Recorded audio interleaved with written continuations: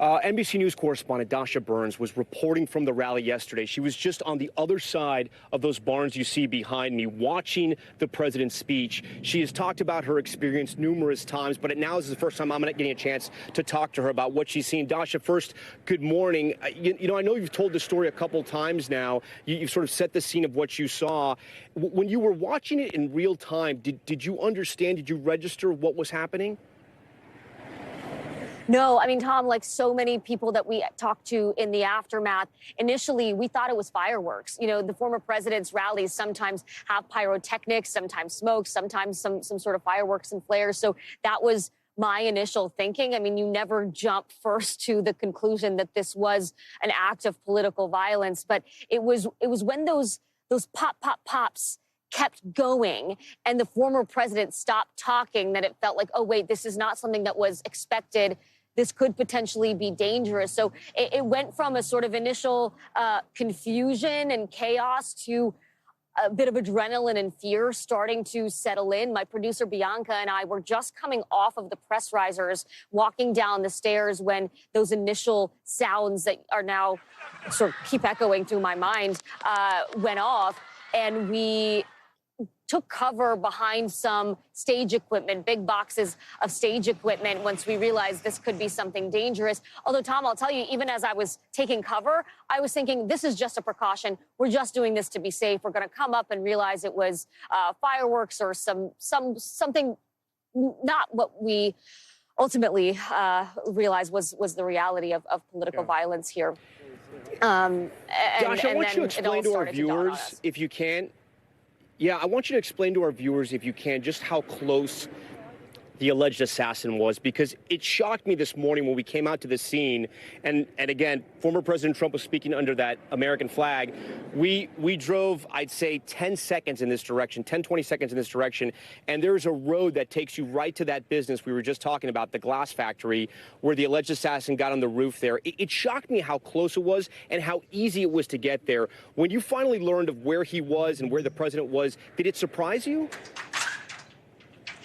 It did and it didn't, Tom. So here's what I'll tell you. I've been to dozens of Trump rallies, right? The security measures in place are intense. Everyone that goes inside of one of these events, they get screened thoroughly. You go through mags, whether you're a member of the public, a member of the press, or even an elected official. They go through every one of your bags, every small bag. They look through your wallet. I mean, it is a thorough search.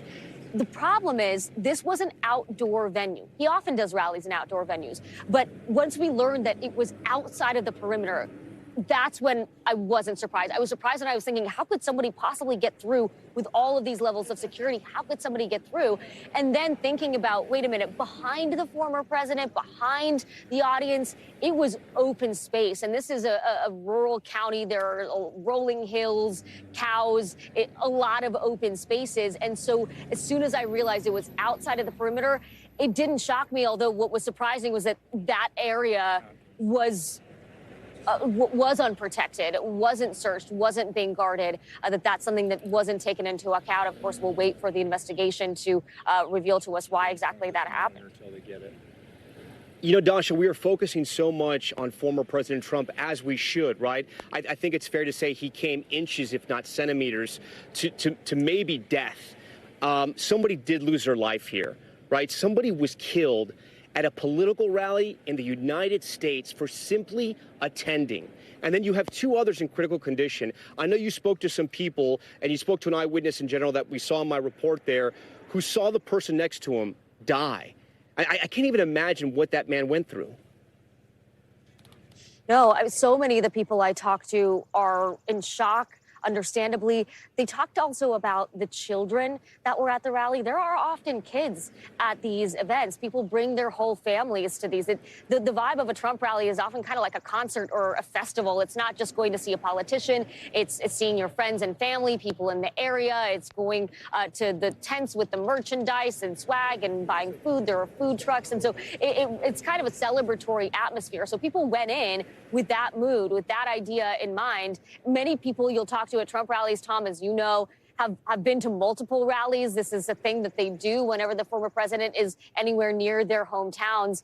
And so to go from that jovial atmosphere, excited to see someone you're planning to vote for, to suddenly witnessing a historic and devastating event. And some of the people I talked to, as you mentioned, were right there. They saw the former president get hit in the ear, but they also saw, one gentleman I spoke to saw a man get killed, dying on impact. Another family I spoke to saw people get injured. They didn't know whether or not they were going to be okay. A mother told me that she knew her son was scared because he grabbed her hand. He hadn't done that since he was a little child. I mean, these are memories that will be seared into people's minds. And of course, so many people thinking about not just the former president, but the families of the man who was killed and those who are currently in critical condition. There is just no way to describe what it's like to so quickly have your entire world change. It's interesting, Tom. Some people I talked to were shocked that this happened, never thought it could happen. Others, though, told me, look, we are living in a polarized time, and every time I go to a political event, I think, could something happen here? Tom? Yeah, Dasha, before you go, we know the former president is in New Jersey. At least that is our latest reporting, we believe. Walk us through what happens next. The Republican National Convention kicks off tomorrow, obviously with added security. What else, does anything else change for the Republican National Convention and or the president's schedule? Well, the sources we've been talking to say in practice, it's going to move forward as planned, with the exception of security. That is certainly going to change.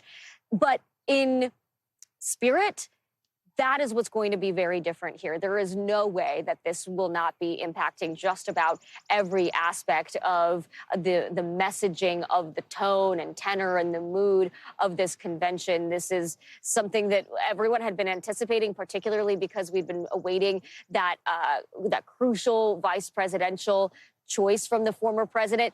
We're being told that that's also not changing. But again, emotions, security, everything heightened after this unbelievable and still unreal event, Tom. Thanks for watching. Stay updated about breaking news and top stories on the NBC News app or follow us on social media.